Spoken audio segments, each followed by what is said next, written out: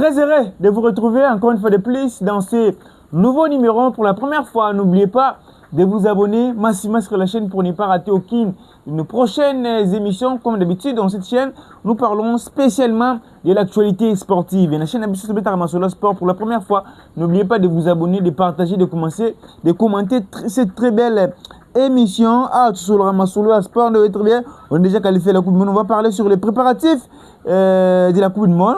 Comment on doit préparer l'équipe à conséquence. On va parler sur la sortie médiatique au Sébastien Desabre à l'Obaki. On va parler sur la liste des joueurs convoqués que l'entraîneur va publier. On va parler sur le nouveau joueur, la situation de nos léopards dans l'air clair, mais aussi l'animateur Nabiso Oyo Bazui, Mituka. Même si c'est sous polémique, tout micro sur la émission Nabiso, tout s'abonner, tout partager, tout commenter, aussi vraiment qui tout commun. Ça l'a plaisir. Il y a écouté un abino, il y a un peu l'actualité sportive. Donc la seule façon, il y a qu'encourager, la seule façon, il y a qu'on récompenser, c'est-à-dire qu'on s'abonne abino, qu'on partager, qu'on liker, qu'on commenter, et que ça là vraiment qui tout commun. On va commencer à ce qui concerne les préparatifs. Il y a Coupe du Monde. On est déjà qualifié, on est tout le chaque fois. Et c'est la c'est un tant que la RDC est déjà qualifié pour la Coupe du Monde. Maintenant, on s'est dit à chaque fois, on doit préparer l'équipe à conséquence pour aller faire des belles choses à la Coupe du Monde. Selon la sortie médiatique, il y a entraîneur Sébastien Desabre, les gars qui sont en Africa Foot, il avait dit que la liste des joueurs sélectionnés au MA na mois de mai, donc na 4 mai, liste qu'ils ont publié, liste des joueurs convoqués, 26 joueurs pour la Coupe du Monde. Ils ont dévoilé na mois de mai. Parce que nous sommes déjà au mois d'avril.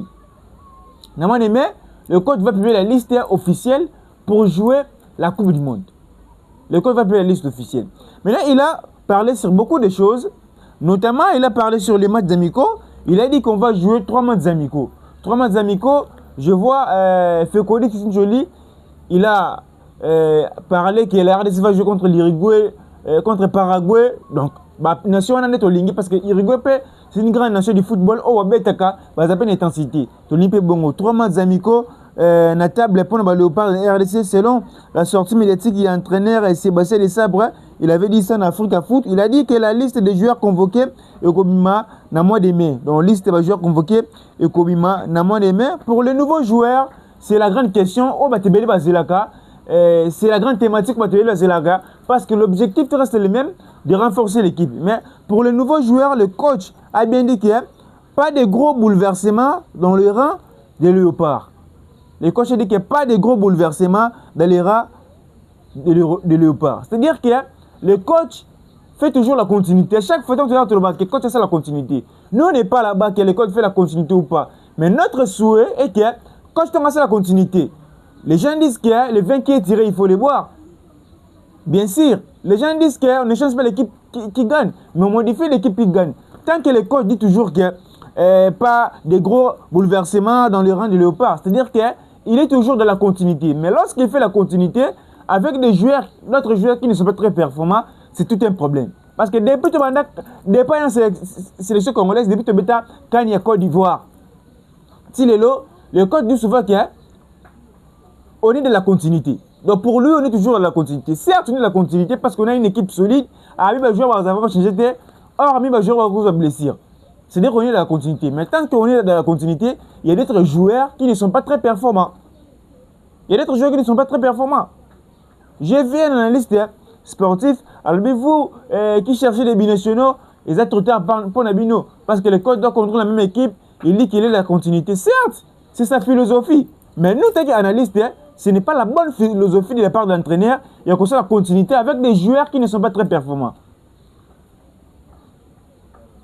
Avec des joueurs qui ne sont pas très performants. Sébastien Desabre. Donc, autre ma vidéo dit, donc, autre côté, le joueur n'est pas royauté. La philosophie entraîneur va zater. Parce que l'entraîneur dit souvent qu'il fait la continuité. Pour moi, Ira Maoussa, c'est une mauvaise idée, c'est une mauvaise philosophie de la part de l'entraîneur. Lorsqu'il fait la continuité avec des joueurs qui ne sont pas très performants. Si on prend par exemple Maswaku, qui ne joue pas avec son club, même si on doit faire la continuité, l'équipe nationale va récompenser va douter. Oui, ça ne joue pas. Avec ma 10 dernières secondes, même si on doit faire la continuité. C'est-à-dire qu'il y a Kalou la bande de entraînements, Kalou a regardé sur le coup du monde parce qu'on fait la continuité. Ce n'est pas ça. Les sélectionnés, c'est passé de ça, Brassam Solomon Makassi. Mais les femmes, il fait la continuité, ne ezo mabiso. continuité na ndezo bomabiso. Continuité na ndezo bomabiso. Il avait dit ça na interview wana à Salaki, il a parlé pour un groupe Nabiso, la RDC logé dans le groupe K avec le Portugal, la Colombie et l'Ouzbékistan. Il a parlé, notre groupe est relevé, le Portugal avec son football offensif et sa grande qualité, c'est l'un des favoris au titre. On a bon pour le Portugal, pour la Colombie, il avait dit la Colombie également, c'est une équipe très technique tournée vers l'attaque. Quant à l'Ouzbékistan, elle nous a fait bonne impression. Nous avons réussi à nous qualifier, mais nous ne voulons pas nous arrêter. Avec le système des meilleurs troisièmes, nous avons nos chances. On est allé sortir les tickets entraîneurs à Salaki. Il a bien dit pour le Portugal, pour la Colombie, mais aussi ici il a bien souligné que nous avons réussi à nous qualifier, mais nous ne voulons pas nous arrêter là. Parce que tu travailles ma casse, tu bondi pour te commander. Donc tu portes vraiment jusqu'au bout. Mais place où on a pour analyser, place où on a contre-entraîneur Sébastien de Sabre, là où il a dit qu'avec le système des meilleurs troisièmes, nous avons nos chances. Donc pour l'entraîneur, il met dans sa tête que nous portons là-bas peut-être ma meilleure troisième. Non, ce n'est pas ça. Nous portons là-bas pour être devant le Portugal, devant la Colombie, devant l'Ouzbékistan. Mais si nous sommes ma meilleure troisième, non, ce n'est pas ça. Après 50 ans, ça participe à la Coupe du Monde. Tu as la Coupe du Monde, c'est-à-dire que tu as une image bien. Nathan, tu as une image bien. Déjà, il faut noter que la RDC n'a jamais marqué de la Coupe du Monde. Tu as pour la 3-0 au Brésil, 9-0 au Yougoslavie. Par exemple, tu as créé pour marquer. Ou bien tu as l'équipe sur la calamité, la souffrance. Mais si tu as l'équipe la souffrance, tu as l'équipe, comme tu sois bon à réussir une souffrance. Soit comme un bongo, ma camouflage comme pesable et facile. Puis tu as l'équipe la souffrance. Parce que si tu as le roi 3 nations, bien 5 nations, ou bien 9 nations, pas que Coupe du Monde, tu n'as qu'il était. Tu as l'équipe la calamité, la souffrance. Tu as bêti qualification, tu as bêti barrage continental, barrage intercontinental, tu as l'équipe la souffrance. Tu as l'équipe la souffrance, mais ça se qu'on a, match de de poli, dans un balai de poli, même si tu as gagné, si tu as gagné sur l'Ouzbékistan, tu as qualifié, tu as un meilleur troisième. Non, nous on n'est pas là-bas. Notre objectif, il y a ma première devant le Portugal. Et ça, alors, le complexe d'infériorité, va Congolais. Mais l'objectif congolais actuellement, ils allaient, tu es ma première devant l'Ouzbékistan, tu es ma première devant Colombie, devant Portugal. Pourquoi pas? Donc, ce que le code dit, qu'avec le système des meilleurs troisièmes, nous avons nos chances. Non. On a la chance. Il y a les cas. Parmi ma meilleure nation,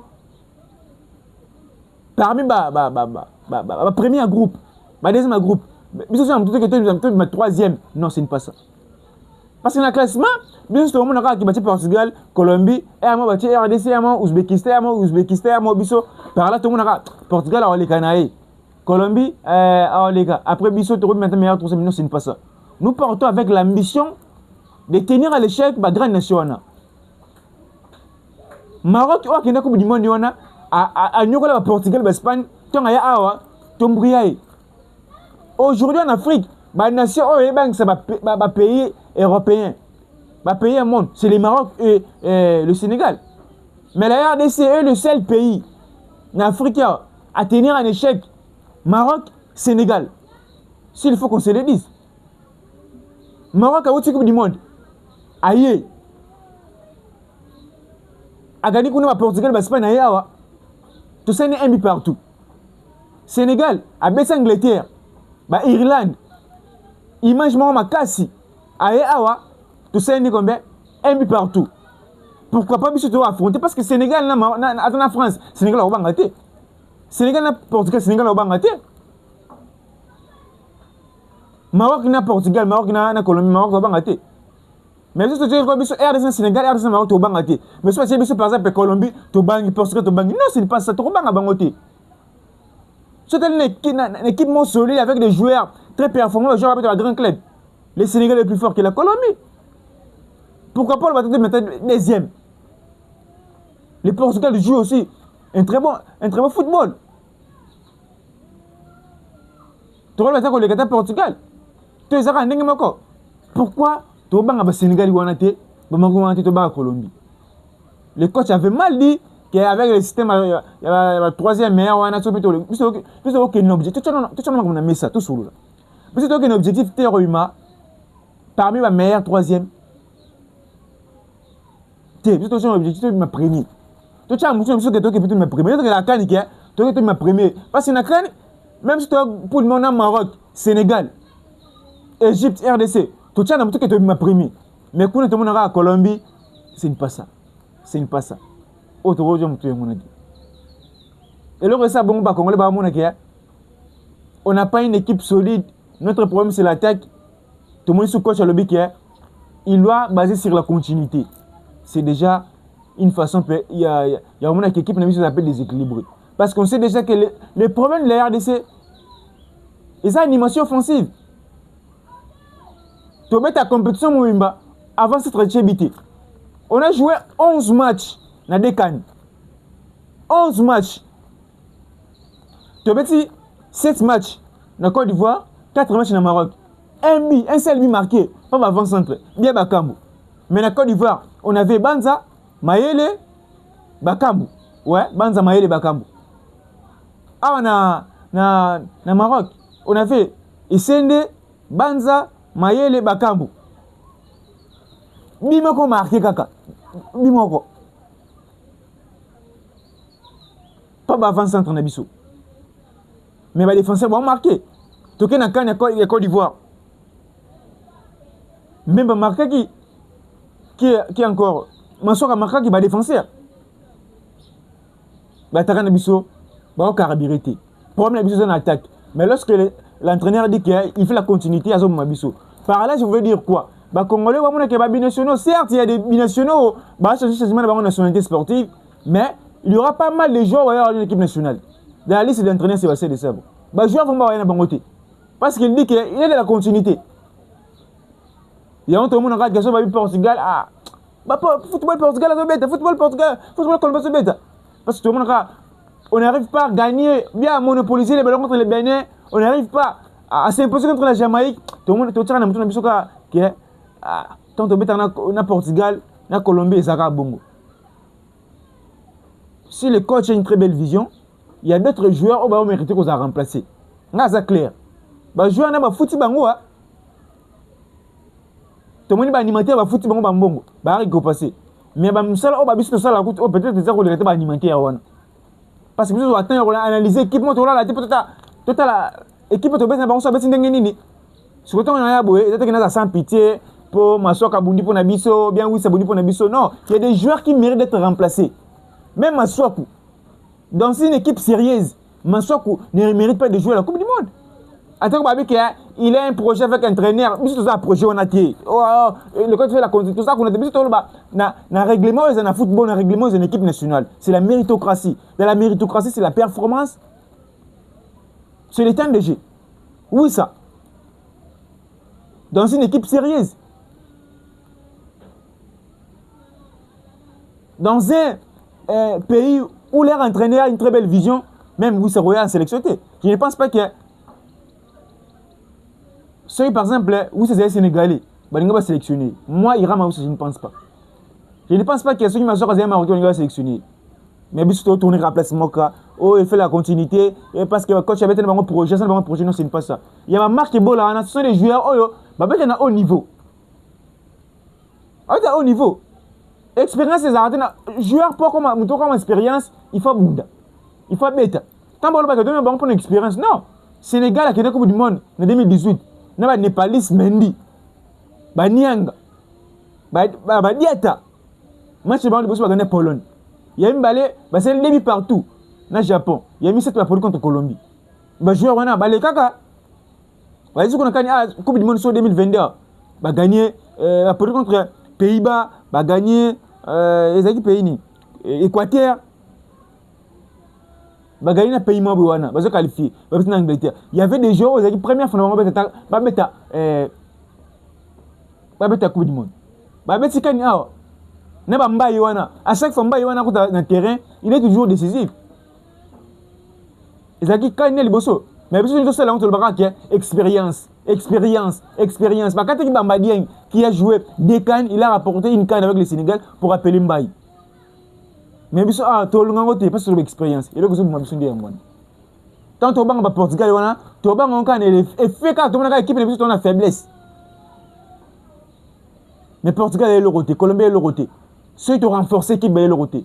Mais tant qu'entraîneur va fait la continuité et là que ça vous m'avez vraiment de ya Guana. Donc au coach Chazol Bana vraiment tout ça vraiment content na ngote parce que si tu sais pas jouer en abisso, ils ont vraiment qui to mingité. Si on voulait parler sur la situation de nos joueurs, bah c'est ça joueur qui to mingité. Parce que depuis te mettre en finale. Bon que ce côté là joueur en abisso, performance ni bala que ça na clé bango, tant de génie bazan nango. On va commencer avec nos 3 gardiens. Depuis Bazongi, depuis te petit barrage à Bazongi, il me passe sinon à Yambité. Fayou nous a invité et Polo titulaire a qui blessé sur le boko nous a invité. Donc 0 minutes pour nos 3 gardiens. 0 minutes pour nos 3 gardiens. C'est déjà un problème. Lorsque nous pensons aller faire de belles choses à la Coupe du Monde, c'est déjà un problème. C'est déjà un problème. Ba gardien Bissou. Ba Kambu. Bongonda, Meshak. Tu tourner la place moko. Bah makata déchet. Vous voyez, nous sommes impactés l'équipe nationale. On fait la continuité. Tu bundina bango, tu mets trouver carte bango. C'est bien, mais il faut que la performance dans le club tant de choses parce que biso awa erreur entraîneur à les années. Tant que tu sélectionnes un joueur, et ça pour appeler ça bango par exemple tant de jeux. Soit coach a aidé bango non fort mais pour avoir titulaire. Mais l'équipe nationale a bien un joueur na performance sur le club. Parce que la sélection congolaise va faire trop bien des séances d'entraînement. Pour petit match. Donc tu bien un joueur oh performance sur le club. C'est ça. Mais parce que bien par exemple joueur à Bétaranaïté, avec qui a tout ça 4 séances d'entraînement, 4 séances à se retrouver pour être titulaire. C'est quoi tous les lignes le courant d'été. Pour la Coupe du Monde, c'est un autre niveau. C'est la Coupe du Monde. Tu as limité son niveau dans 74, son niveau dans ce biseau. Tu as limité. Il y a chaque fois tu as déploré l'idéal. Tu as déploré Madame O, entraîneur à tout seul. Il a fait un grand travail avec la RDC. Il faut te reconnaître un go. Mais Babylon comme Mikem Kenem de Zoboumaï. Babylon comme Mikem Kenem. 3 gardiens de biseau. Bah tu l'as fait avec le bango. Bon y a on a oui ça par exemple. Si on veut monter dans l'équipe nationale. Certes, même s'il est sélectionné dans la Coupe du Monde, il sera clair devant Sipenga. Mais oui, ça, avec 10 minutes, avec 30 secondes contre Crystal Palace, avec 30 secondes. Dans la conférence de presse, il a posé question à l'entraîneur dans la question. L'entraîneur il a répondu je ne compose mon équipe en fonction, je ne compose pas mon équipe en fonction des montants de transfert. Donc, il y a 1 milliard. Pour ils sont 60 millions. A bien composé l'équipe n'a été en fonction, il y a monté transfert. C'est-à-dire que oui, ça, en 10 secondes, et ça, parce que tout le monde a qui performance dans la à chaque fois, oui, ça manque de jeu, tout le monde a qui performance n'est limitée. Tout le monde a encore Sénégal, performance n'est limitée. À Kinshasa. Parce que ça manque de jeu, il cherchait à retrouver un club, on a devait se soutenir à British-Fort. Tout le monde contre Jamaïque, tout le monde qui oui ça, performance n'est pas moyenne. Il n'a pas le temps de jeu. Maintenant, pour nous, contre le Portugal, la Colombie, c'est un dingue. Si tu veux utiliser méritocratie, normalement, dans le football, ça joue à mon coach Mpandi. Maintenant, tant que le coach a sa continuité, c'est-à-dire qu'il faut bien jouer à mon sous. Baya Pewana. S'il s'agit que oui, c'est une émission précédente, oui, ça Zawana, na Sipenga, tu vas tous jouer à mon Rwanda. Bah oui, 26 joueurs, pourquoi pas? Tu vas tous jouer à mon Rwanda. Concurrence comme ma casse. Et là, ça, bongo, concurrence c'est ma capacité. Quand tu parles, ça veut dire que je chancité. Parce que la réalité des choses, je vais si peu en gros, on a banté parce que ça, où ça n'intérêt. La performance, où ça n'a minute. C'est impossible. C'est impossible. C'est impossible. Oui, c'est par exemple, à ma catégorie. L'équipe n'a pas ceux qui te aiment jouer tout. Basé en performance, le coup là, non à Sadiki. N'habitez surtout à chaque photo de Blara, binationaux, tout le kaka, qu'on doit renforcer, on doit appeler. Je ne pense pas trop. Parce que Sénégal, dans chaque trêve, chaque joueur est moi moko. Mais bis tout le monde a tant à chaque photo, il faut qu'on chaque ça. Allons regarder mon sous. Il faut pas que ça latéral gauche, militaire offensif, pas que ça attaque. Parce que tout le monde a dans le secteur, de tout, et ça milieu défense, gardien défense, milieu d'attaque, on a toujours des problèmes. Si on avait des joueurs, bah ça tente déjà le roi nous on Sadiki, mais à chaque fois on le la beauté.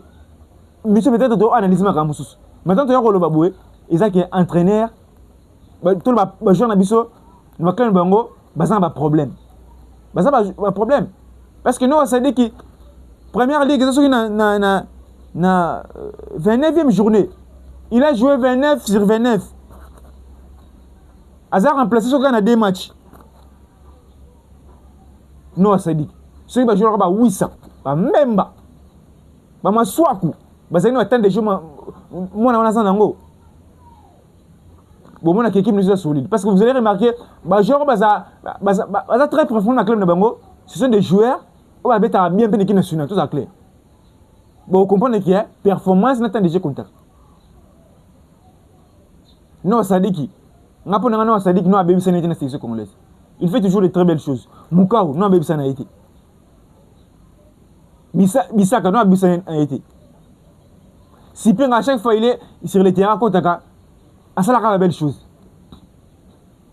Mais vous allez remarquer, Méchec, Bongonda, beaucoup. Et ça va être 50-50, à côté de Bimi, à un moment, tu as bêtise, à un moment, tu as convoqué.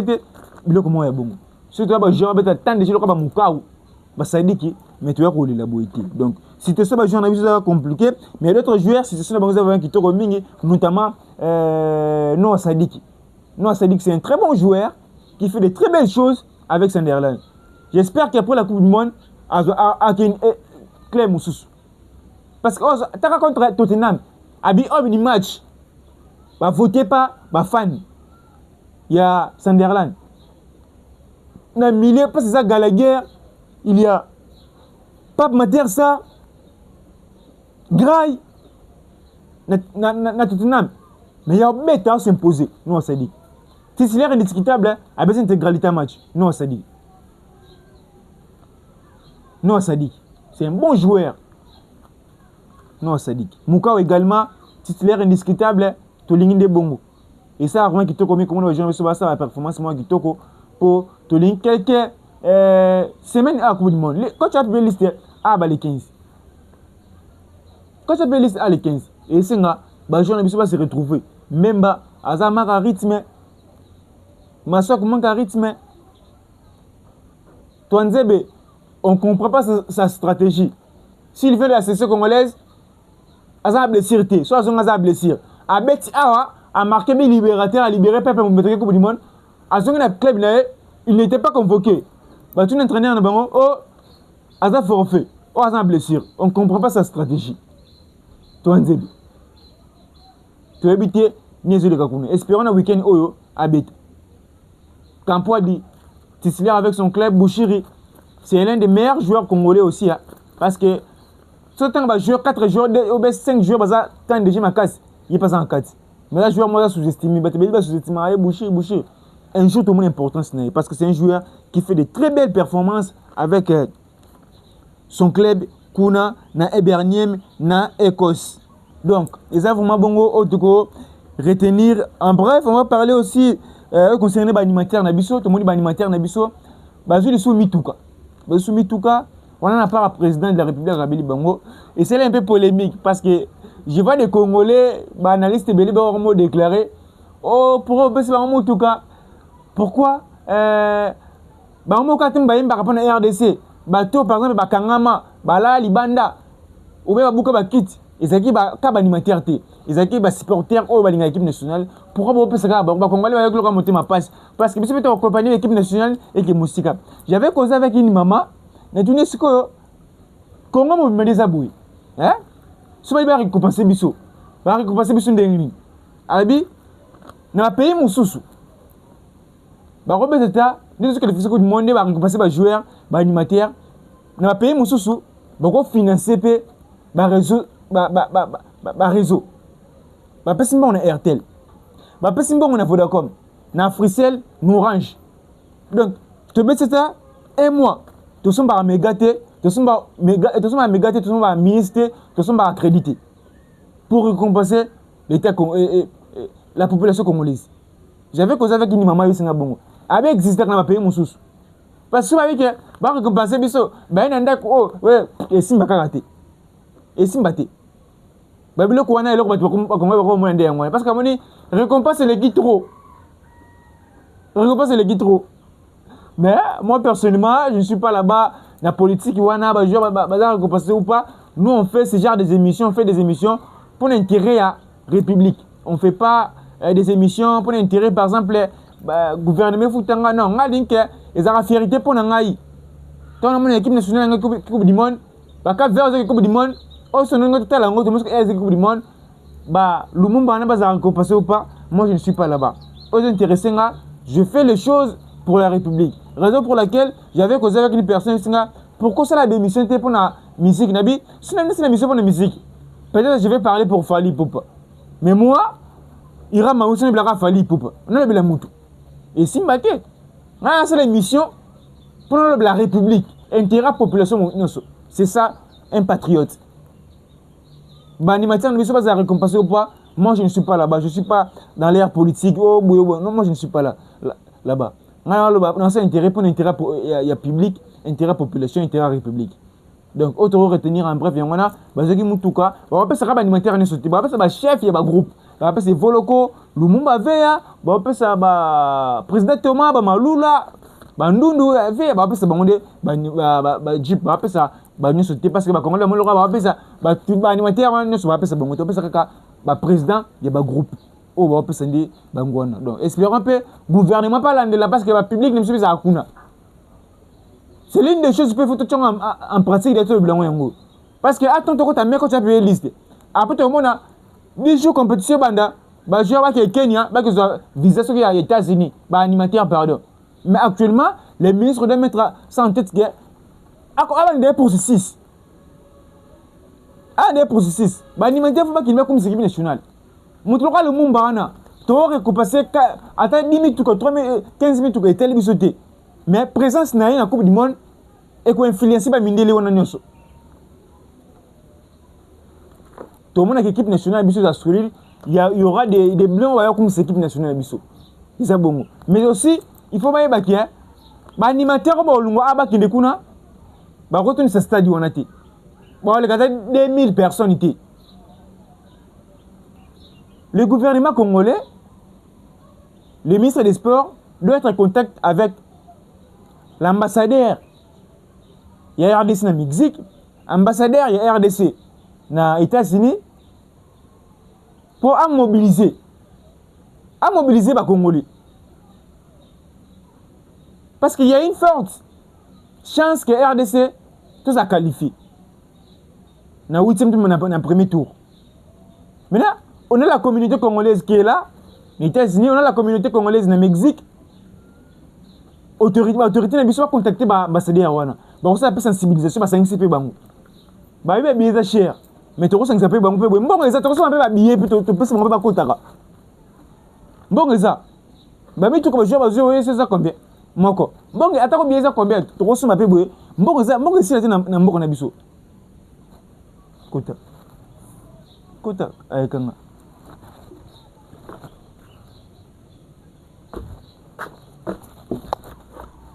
Bon, c'est un bon abisso. Donc, autre rôle, bref, il y a une autorité qui est à disposition. Pour que les tours, tu sois 9 bités, tu sois 3 bités. Tour de Kepenaboué, tu gagnes Portugal, tu gagnes Colombie, tu gagnes Ouzbékistan, tu gagnes contre Angleterre, tu gagnes Angleterre, tu gagnes France, tu gagnes Argentine, tu gagnes une finale contre. Tu le contre ni. Contre. Finale, tu gagnes contre pays ni. Pour la finale, tu gagnes contre Belgique. Tu bêtis Belgique, parce que nous avons eu une coupe. Afrique, mon bimba jour, on est comme férié. Et regardez, comme un premier pays africain, il y a une Coupe du Monde. Pourquoi pas, il y a aussi l'ango. Les rêves est permis. Donc, autre qui a un poteau là-bas, et il y a un autre s'abonner, partager ça, vraiment qui te commingue. Vous avez belé en Landais, partout dans le monde, je vois les boss, les moutou. La puissance Mbote, maman Sylvie Malonga, mauvais Crispin Kabouya, papa François Katamba, la puissance Mbote, Bissika, vous allez mauvais Petro Yuanga, mauvais Pierrot Yamba Yamba, Bambote Bele Bisika Bozali. On se retrouve à la prochaine. Sinon,